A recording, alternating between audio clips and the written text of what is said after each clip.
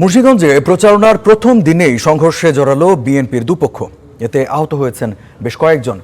প্রত্যক্ষদর্শীরা জানান, দুপুরে টঙ্গীবাড়ির দিঘির বাজারে প্রচারণা করেন বিএনপির বিদ্রোহী প্রার্থী শামীম মোল্লার সমর্থকরা। একই সময় সেখানে গণসংযোগে যান বিএনপির প্রার্থী আব্দুল সালামের অনুসারীরা। বেঁধে যায় দুপক্ষের সংঘর্ষ। দেশীয় অস্ত্র নিয়ে দফায় দফায় চলে ধাওয়া, পাল্টা ধাওয়া। ছড়িয়ে পড়ে আতঙ্ক। পরে পুলিশ গিয়ে পরিস্থিতি নিয়ন্ত্রণে আনে। এলাকায় উত্তেজনা বিরাজ করছে।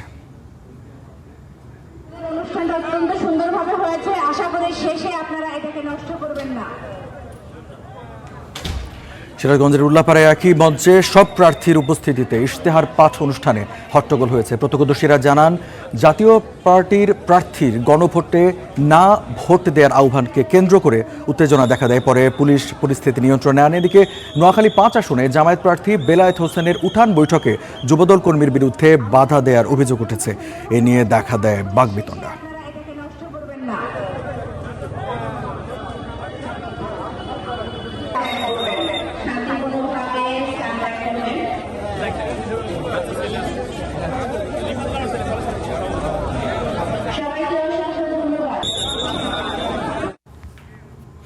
দর্শক, মুন্সিগঞ্জের সংঘর্ষের বিষয়ে আরও বিস্তারিত জানাতে আমাদের সহকর্মী শিহাবুদ্দিন আমাদের সাথে যুক্ত আছেন এবং শিহাবের কাছ থেকে জেনে নিতে চাইব সংঘর্ষের পর এলাকার অবস্থা এখন কি, আর নিজ দলীয় সমর্থকদের মধ্যেই মারামারি, মানে বিষয়টা কিভাবে দেখছেন নেতাকর্মীরা?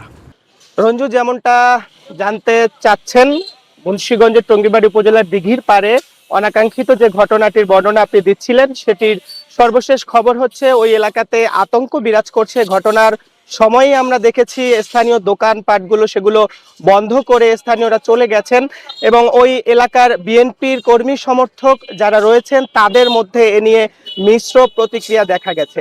কারণ তারা ধারণা করতে পারেননি যে নির্বাচনী প্রচারণা শুরুর ঠিক প্রথম দিনেই প্রচারণায় বের হয়ে এই ধরনের একটি সংঘাতের ঘটনা ঘটতে পারে। এটি আসলে তাদের একেবারেই ধারণার বাইরে ছিল।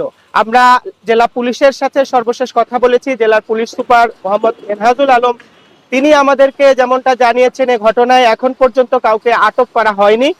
পুলিশ এই ঘটনায় ছড়িয়ে পড়া ভিডিওগুলো সেটি খতিয়ে দেখছে। এই ভিডিওতে থাকা ব্যক্তিদের তারা খুঁজে বেড়াচ্ছে।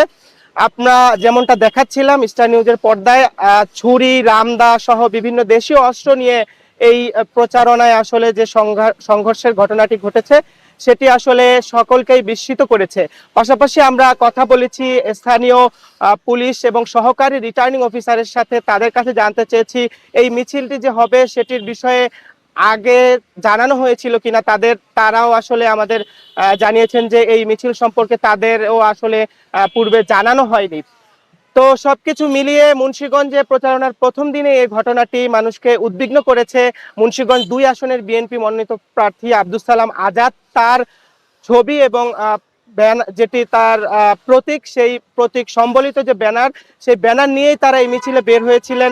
ইউনিয়ন বিএনপির সভাপতি শামীম মোল্লা এবং তার প্রতিপক্ষ একই ইউনিয়ন বিএনপির সাধারণ সম্পাদক মনোয়ার ব্যাপারীর লোকজনের মধ্যে এই সংঘর্ষটি বেঁধে যায়। স্থানীয় সাংবাদিকরা যেটি জানিয়েছেন যে তারা এই মিছিলটি শুরু থেকেই কাভার করছিলেন। একটি পর্যায়ে যখন সংঘর্ষ ছড়িয়ে পড়ে বেলা 11:45টার দিকে তারা আসলে সেই চিত্র ধারণ করেন। পরবর্তীতে দ্বিতীয় দফায় বেলা 1টার দিকে পুনরায় ওই এলাকার যেই 2টি পক্ষ সেটি তারা আবারও সংঘর্ষে জড়ায়। এ সময় ঘটনাস্থলে পুলিশ উপস্থিত হলেও আসলে পুলিশের উপস্থিতিতেই এই বিএনপির কর্মী সমর্থকরা তারা সংঘর্ষে জড়ায়। পুলিশ নিবৃত্ত করার চেষ্টা করেও আসলে তারা শেষ পর্যন্ত ব্যর্থ হন।